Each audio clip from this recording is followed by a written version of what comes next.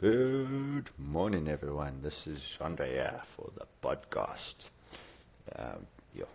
Sound settings. I'm not a AV man, but I'm getting there. We'll get there. But this is our first one. Might be strange sounds or noises as I'm just using a USB headphones with a mic on it, trying to play around with sounds. So this is a tester one. See if we'll throw it out there. As I said, first one. So we'll get there. But this is the podcast. My name is Andre. I am coming from you live from Cape Town. It is early in the morning here. I've been wanting to do this podcast for quite a while now, but issues and time and, just telling yourself things that put you off, which is difficult because other people can tell you stuff, but you got to kind of convince yourself that you can do it. So we're going to go for it. We're going to allow this one to run, and we're going to take it from there. So have been thinking about doing this for a while, just build up the courage, but we're going. It's difficult to put yourself out there, getting a lot of criticism back. You never know what to expect, but we'll go through the motions, and if you don't like it, that's okay. We will be out there for the people that are interested, and also if you're interested in listening, we will be having a mixture of things on this podcast. Me by myself recording when I wake up early, so I might just throw one down, shorter ones for a morning session, and then hopefully get some guests in. A variety of guests is what we're going to look for, and we will start with probably a lot of fighters and people in the fitness industry, as that's my industry. I mean, I am owner and operator of a Muay Thai gym here in Cape Town, and we offer just all levels training. We got fighters and we have functional fitness. You can get quite fit and everything you need to know from us. Muay Thai is the art of 8 limbs, the science of 8 limbs, the king of striking. It's got a few names, as there is a lot of options. As the name states, with the art of 8 limbs, you have 8 striking points. You've got your fists, with all manner of boxing allowed. You can be a boxer and still do the Muay Thai. You can be a Muay Thai boxer. There's a few different options, different stances, different hand positioning. You've got your elbows, which is your next weapons, which you can throw at any angle because you're standing up the whole time. There's no ground game in the Muay Thai. So you always stand in when you elbow. So the only time the guy gets to the ground is when you knock him or you trip him, sweep him. That's the options for the Muay Thai. You can only fight on your 2 feet. Moving down, you have your legs, which are your other weapons. They constitute for your knees, which are any knees to the body, legs, and face.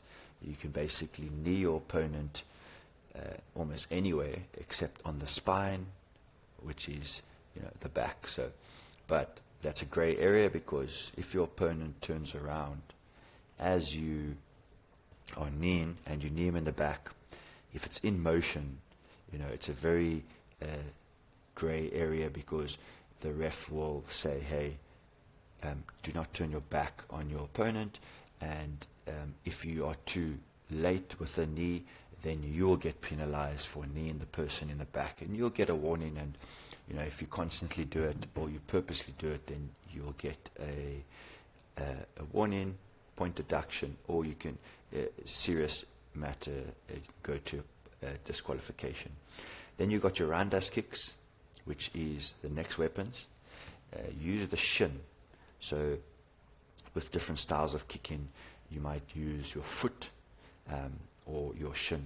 For me personally, I don't like to use my foot for any kicking, because the foot has a lot of sensitive bones and muscles and tendons in it, and when you chop it, or kick someone and they block in Muay Thai, they block with their shin, your foot's going to hit their shin and you're not going to have a good day. So how it works is you kick with your shin and the other guy blocks with his and makes a nice crunching sound if you have shin on shin. It's not for the faint of heart because it really hurts. You got to condition your leg and so on and so on. But if you land the roundhouse on your opponent's soft tissue, say their leg, you chop into that thick muscle of their thigh, the shin's going to win every day. It's a hard bone. If you feel the front of your shin, there's mostly just bone there. You know, if you walk into something, you hit right on your shin, it hurts. If you condition it and you kick someone on the thigh, ribs or head, it's going to hurt them. You can kick below the knee, you can kick the calf. I don't train my guys to do that because if your practitioner has a good stance, then he's going to just stand strong. He might push his shin into your kick, and it's going to still be shin on shin, and it's not going to be as effective. The thigh is always there. The opponent is going to have to actually lift his leg up or away to stop the shin impacting his thigh. So we move down to our last but not least is the teep. It's just a push kick, or some people say a stop kick. I don't prefer stop kick because the push for me describes it better, because what you're actually doing when you teep is you want to push the person away. The stopping part of it is you might teep on his leg or on his quad. Okay, I don't really like the quad stomp, or the what some guys like to do is they will teep or impact right on your kneecap or just above, and then they hyperextend your leg. So usually what I train my guys is to use the teep very precisely on the leg, like around the thigh area or just above the knee, just to stop the opponent. So that's where you would find the stop kick coming in. For if your opponent's pushing forward and you tap his top of his knee, he's going to basically stop. I don't. In the MMA, they tend to use a more of an aggressive teep to the leg. They go as hard as they can to try to hyperextend the knee. For me personally, Muay Thai has a lot of respect, so I don't want to end the other person's career or let any of my fighters try to do that. So, it's allowed, it won't be stopped, and if you hyperextend the guy's knee, you won't get into trouble, but it just looks dirty, and it's just, I feel, disrespectful in the Muay Thai. For the MMA guys, it's a different game. They are fighting. So I just personally don't train my guys for that. Teep can also go to the hip, which will effectively stop the guy's technique that he's trying to throw. So as he throws, if you can get your heel or any part of your foot on the guy's hip, you are going to basically cancel out his strike. Because as he throws it, he's going to use his hip, and as he tries to turn over or turn into or push through, you tap him with the teep, and it will either knock him back or just stop the attack. You can also teep right to the face. That is, it depends on who you're fighting, because some people will take offense to that. If you teep them in the face, then sometimes they get switched on. So if you watch a Thai, you teep him in the face, he'll go from normal killer to brutal killer. So you want to just be careful who you teep in the face. But it's allowed. You're welcome to go for it. Teeps to the chest and stomach area also very effective. You can teep the guy in his solar plex, which will wind him, but also effectively push him back. Or if he's about to attack and you teep at the right time, you can say, for instance, he's around us kicking, he's only got one leg on the floor, there comes the kick, you teep straight through the middle, you're going to catch him with a nice off-balance position, and he's going to fly backwards or be knocked down. And once the guy gets knocked down, then he has to get back up. You can't fight him on the ground. Some guys like to do dirty moves, and they try to kick you as you go. In Thailand, they allow it more, or the ref seems to not penalize for that. But if you do it in a more amateur style, you will get penalized. You can get disqualified and so on. You have to also control yourself. You can't. It's not MMA, so you're not allowed to fight on the ground. Once there's 3 points of contact, the fight has to be broken up and then a reset. If the guy's in motion, so as he's falling and he hasn't hit the ground yet, or just his feet are still on the ground and he is off balance and he's about to touch the ground, if you throw quick enough, you can still hit him. So say, for instance, you hit the guy and he's falling backwards, and you throw another punch or two before his butt or hand or shoulder, head hits the ground, it can go in. But if the guy has touched the ground and then you throw, you can get penalized. So some guys like to be dirty, and the guy hits the ground and then they kick him in the face. Now the problem is, obviously, it's illegal, but the guy that got kicked in the face might not be able to continue because he just got kicked soccer ball like in the back. So yeah, the ref has his job cut out for him, especially in the amateurs, because those guys sometimes don't follow the rules to the T because they don't know it. Things are frantic. They are fighting. They're just like go. So yeah. It takes a second to get into it, but the ref has to stay close on the amateurs. I also ref, so that's why I talk on the ref sides. The judging side, I judge a bit, but it's not my favorite. I like to ref because you get right up in the action.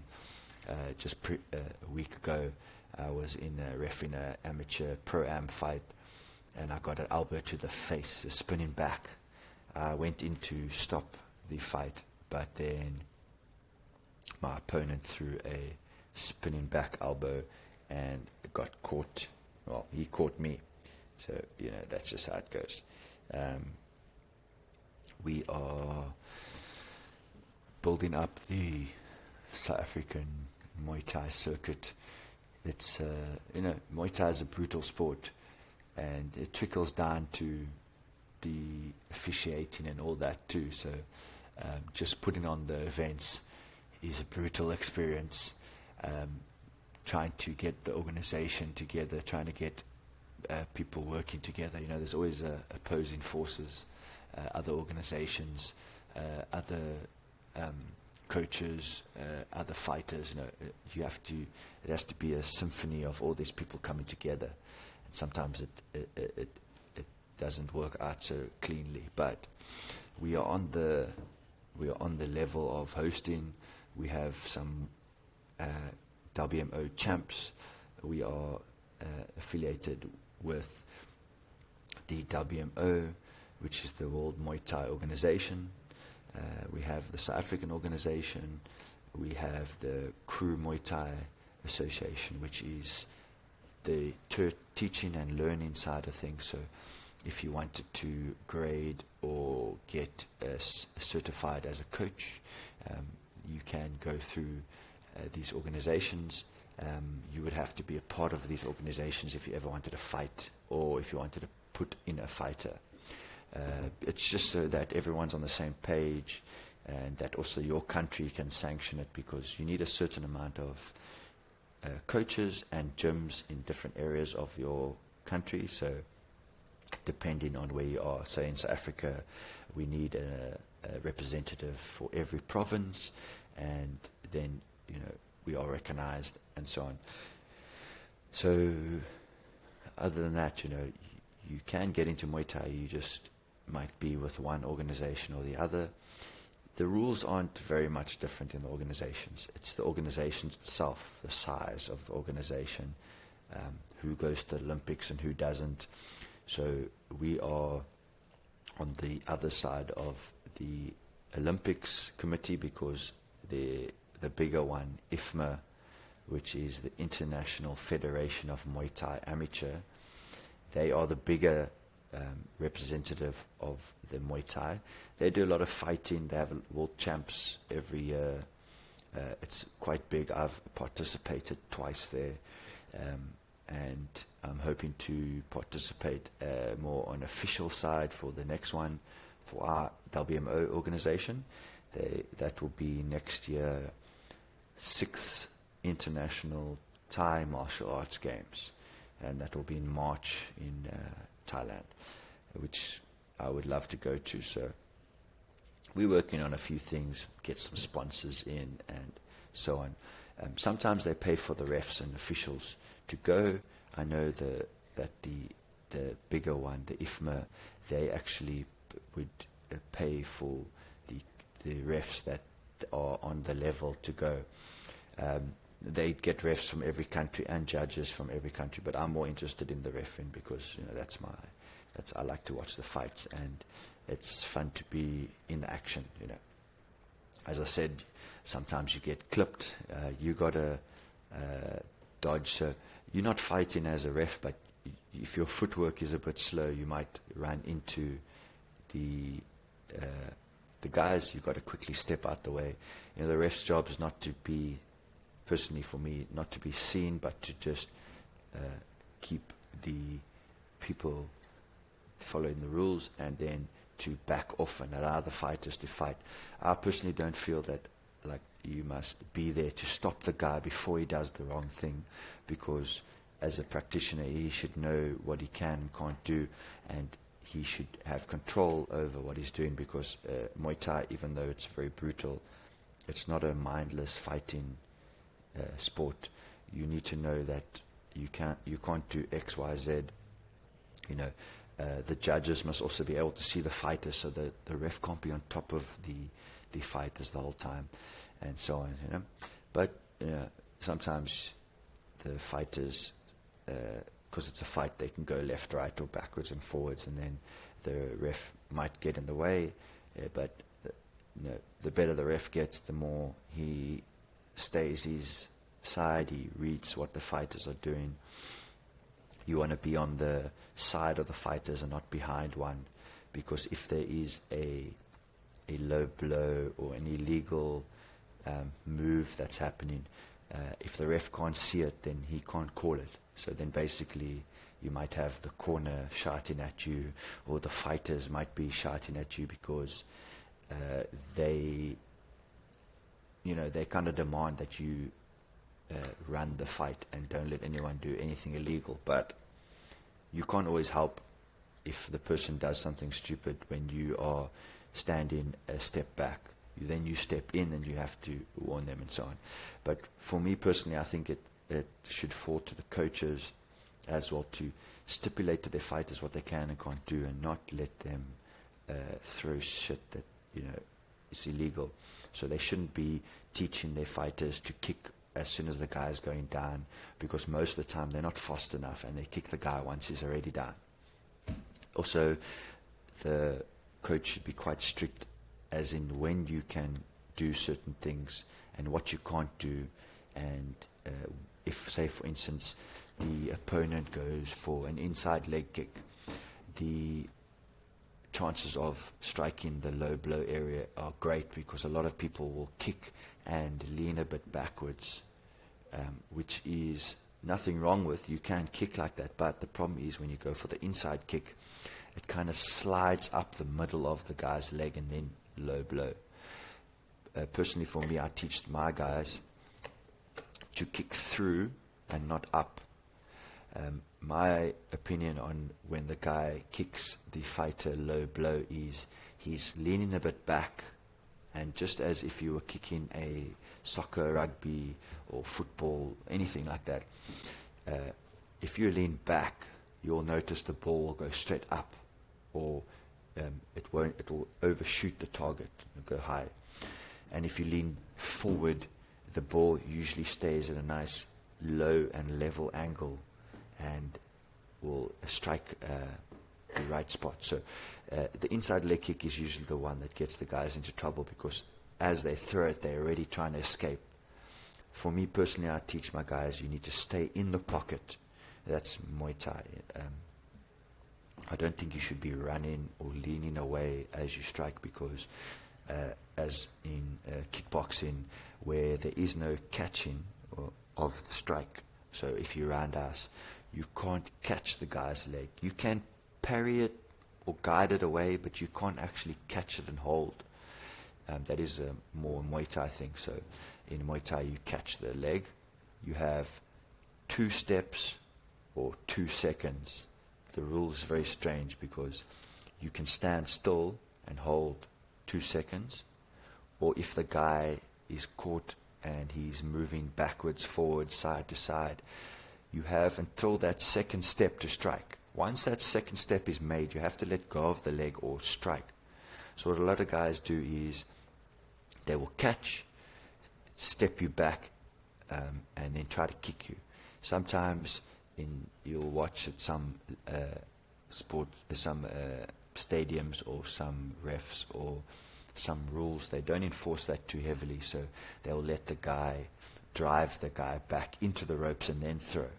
For our organization, we're trying to keep it as clean as possible, because we don't want to get penalized. We still finding our feet. So you would catch 2 steps, and then the ref would have to break it, or you would do something. And again, in the beginning, the ref allows you to do your thing, and if you do it once, then he will come step in and he will say, look here, you need to let go, or you have to react. If it happens again and so on, it gets worse, and warning, or you can get a point deduction or disqualification. It's not so much going towards the disqualification, because once you see that the guy's catching and driving too much, then the ref needs to step in and stop that, so that the fight can continue. You know, it's quite a ballet there. You know, the sport of Muay Thai has been around for a long time. It's a Thai national sport. You know, I personally, if I watch a technique or something, or if I'm looking for some knowledge, I always go to the Thais. I know there's a lot of Westerners or other nationalities that train the Muay Thai. It's almost in every country, or at least on every continent, there's someone doing Muay Thai. Might not be in every country, but it definitely Africa, Europe, and Asia, and so on. They definitely have the Muay Thai there. You know, different branches have different styles. So you might find one practitioner or one group of practitioners is heavy on the boxing, because they maybe have a more boxing background. One practitioner might be heavier on the elbows. One practitioner might be heavier on the catching. Some practitioners come from a different background, and they will strike differently. Muay Thai doesn't really have a style, as in if you kick leaning backwards, kick leaning forwards, or you have a more controlled roundhouse, like say a karate style, or you can, if you come from a taekwondo background, you can actually throw any of those strikes, axe kicks, spinning kicks. They're all allowed, as long as you don't land low blow or strike the back of the neck. Again, if the guy's in motion, it's up to the ref, or it's up to the coaches to basically teach their guys how it should be or shouldn't be. You know, as we go along in this podcast, I will have different guests. We'll talk about different things. When I'm by myself, I'll probably talk about things that I do, maybe more personalized podcast. You'll get to know me more, and so on. I've been to, as I said, the IFMA World Champs. I've been twice. So I went once before I broke my leg, and then second after. I had a motorbike accident. I broke my femur. I dislocated my hip, That was a fuck up. But it took me about 2 years to get back in. The doctors said, okay, you're not going to run again, you're not going to fight again, but I wanted to prove them wrong. And also the spirit of the martial artist is not to give up. So I got back into it. I dropped a weight class. I was a cruiser, and I dropped to light heavy. Light heavy in MMA is different to the Muay Thai. So cruiserweight is roughly above 82, 83, up to an 87. Some different organizations, it's up to 89.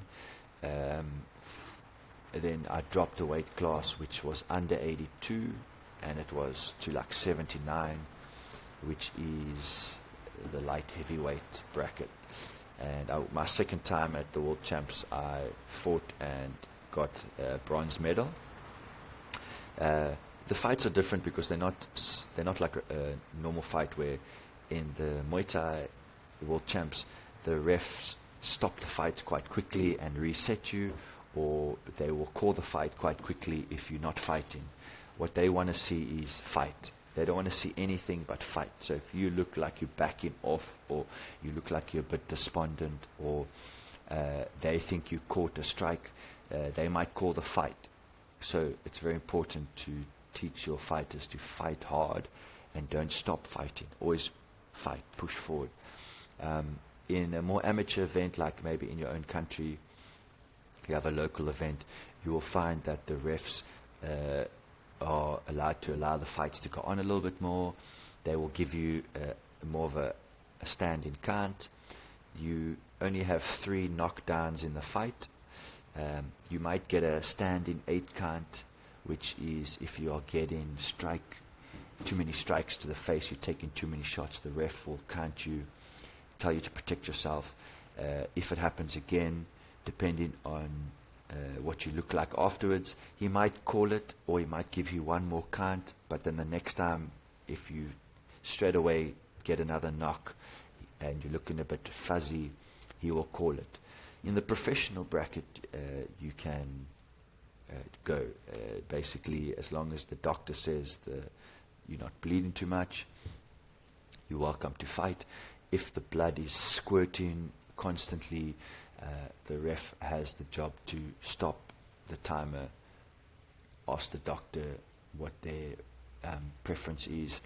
But most of the time, as long as the pro fighter can stand on his feet and he can still do what he needs to, as in push forward or hands up and protect himself and so on, he's welcome to fight. Because he's a pro, he should know what he can and can't do. So pushing in, pushing forward is important. I'm not going to run this podcast for too long, probably just over 30 minutes. As I said, it's my first one. I wanted to get into it. I thought maybe a little bit of a breakdown of what we're up to, and the more we do it, we'll break down. I'll probably repeat myself sometimes because the Muay Thai is a great sport, but there's only so many moves you can do and so many things that can happen. We have an event coming up 2nd of September at Mad Fit Productions. I have a fighter in, so I train fighters and students. 1% of people fight and 99% just want to train and get fit. Even though the 99% sometimes want to fight in the classes and they want to act like fighters when they're training and sparring, but they'll never actually put their name down for a fight or join the class. Those particular people are a bit difficult because when they spar, they want to go hard and smash each people, but they don't want to actually get into a proper fight where the other person can also smash back. Usually they're smashing on people that are not so good. I think it's something to do with them more, but I personally I don't enjoy it because there is the world of fighting for you. You don't have to smash on guys that just want to practice.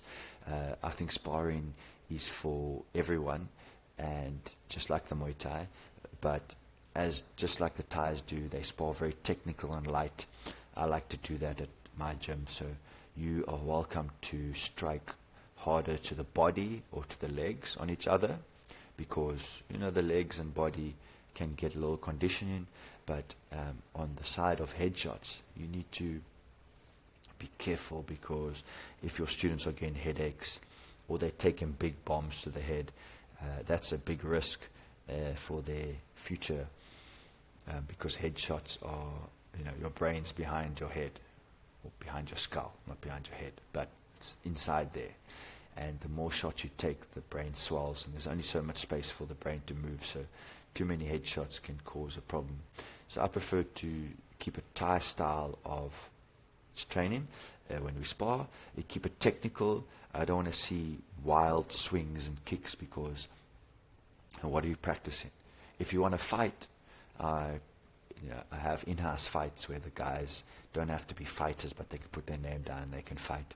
And then if you want to go past that, you jump into the fighters class, train hard, train long, and then you can get into the fighting. It depends on you as a person, how many fights you want to have, but you fight as long as you want. Where as soon as you have that inkling to, I don't want to fight, you should stop fighting. You want to fight 110%. If you only want to fight 99.9, you should stop, because that little 0.5% is going to get you hurt. You have to be quite a savage. As I said, there's elbows, knees. You take a knee to the face, it just takes one. You take an elbow to the head, it just takes one to cut you, and so on. And sometimes when people see their own blood, they panic a bit. It's just blood. We all have it inside us. Get used to it, because Muay Thai is a brutal and bloody sport. Depending on who you fight and how you fight, you can have elbow pads on, which is elbow pads will protect you from a cut, but the impact of the elbow will still be felt. But just saying that, the last weekend we had the Thai-holics fight promotions fight, which is one of the biggest ones in South Africa or Cape Town at the moment. A great event hosted by Nick Radley, owner of Thai-holics. Great guy. He's our president of our association. He had a fight for one gym versus another. Obviously, different gyms, different coaches fighting, putting their fighters in.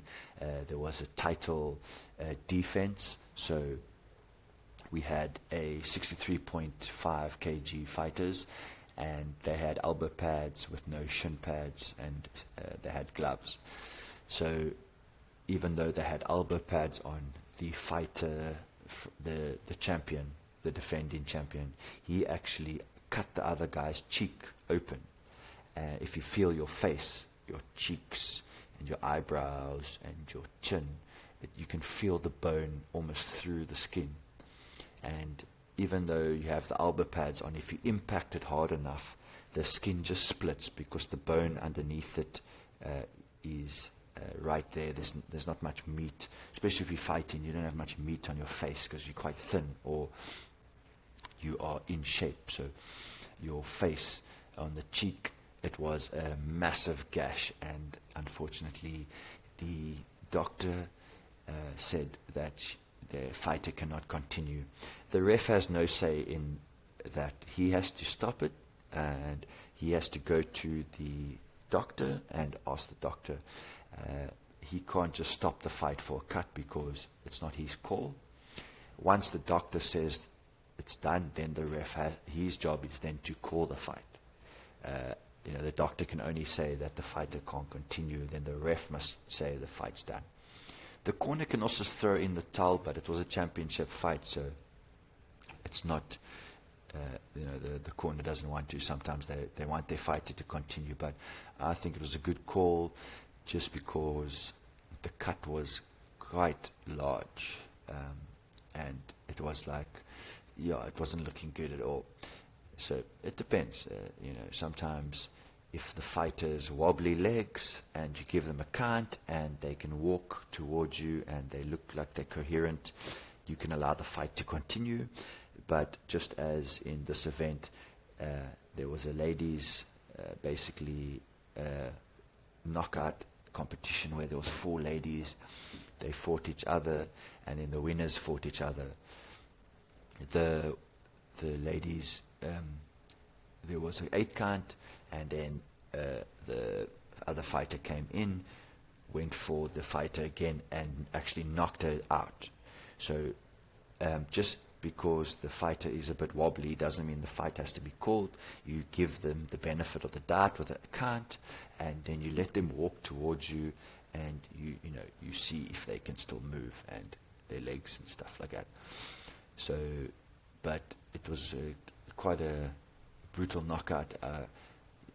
Usually the lighter fighters, they get TKOs because a lot of shots are going in, but they don't necessarily always get the knockout because there is less weight and power behind their shots. But this one was a proper knockdown. I don't know the full story, as if the previous fighter was hurt in the other fight or if something happened. But the lady knocked the other one out, the other fighter, and she got the win, which is very impressive because I didn't expect a knockout. I thought maybe just another wobbly legs. So that was quite impressive. But yeah, I'm going to cut this podcast off now. As I said, I don't want to go too long over just by myself. I'm just getting to know me and getting to a feel of the podcast. We'll be back. I want to get a few guests on. As I said, there'll probably be a lot of fighters or just Muay Thai practitioners at the moment, because I will, in the beginning, probably draw from the pool of people I know or people that's close to me. So I've got some refs that I know and judges and other fighters.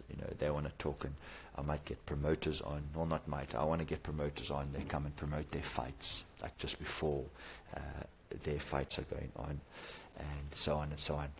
Okay, guys, I am closing off. This is Chandre Belaine from Top Primate Muay Thai.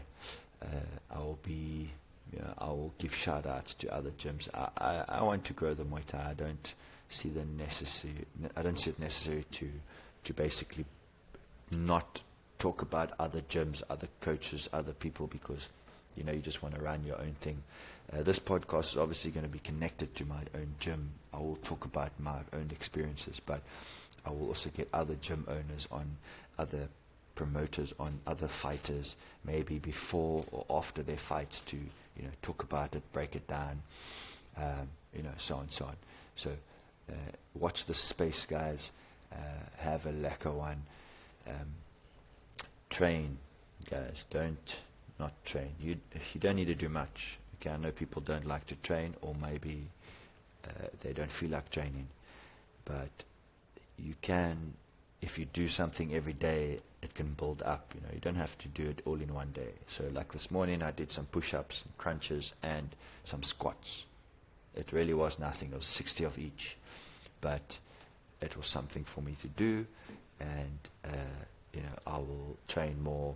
I got a bit of a shoulder injury, so I'm not doing too much actual full Muay Thai, but I'm still moving my body. I eat well as I can. I've cut out bread. I know gluten, it's like, oh, gluten, look at this guy. But it's really shown a huge improvement in especially my injury or my knee. I don't feel it so much. It's not like swollen or feeling tender. Also, my weight is not fluctuating anymore. I don't have such a bloat on my stomach. My partner and I have done it, so we've seen some good results. I think bread or gluten itself is an easy out, but there's so many other options that's healthier, and you can eat more of the other options. Like, you can still have your rice. You just have to cut out more pastas and breads, really, because it's probably not the best thing to fool yourself on that, as it has not the highest nutritional value, and also it has other effects that might not work. Like, never mind being gluten intolerant, but you can have swelling. The gluten helps with inflammation. So if you cut it out, you'll find yourself with less inflammation. Especially if you're training, you don't want inflammation, because that means your limb or the area that is hurt is going to take longer to heal up. So yeah, I'm signing off. I'm going to be back soon. Have a great one, guys. Cheers.